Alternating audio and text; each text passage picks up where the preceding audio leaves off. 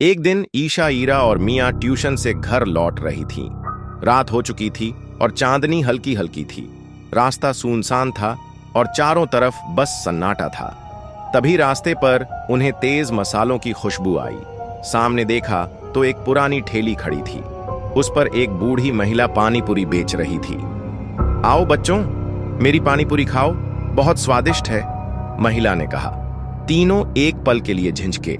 मियाँ ने कहा, अरे ये तो बस एक बूढ़ी पानीपुरी वाली है, डरने की क्या बात है।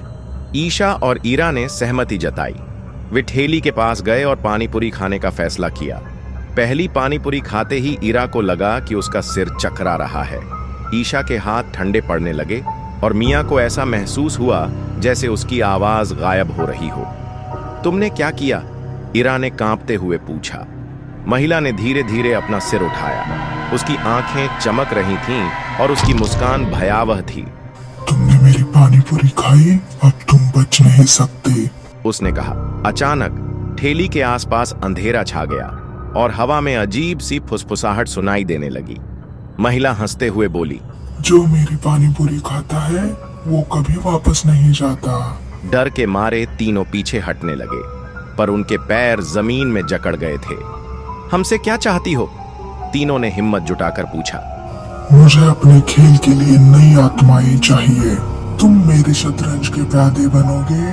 तभी ईशा ने अपनी जेब से एक भगवान की मूर्ति निकाली जो उसकी दादी ने उसे दी थी। उसने उसे महिला की ओर बढ़ाया। चुड़ैल चीखने लगी। नहीं, ये मत करो। एक तेज चमक हुई और महिला और ठेली गायब हो गई।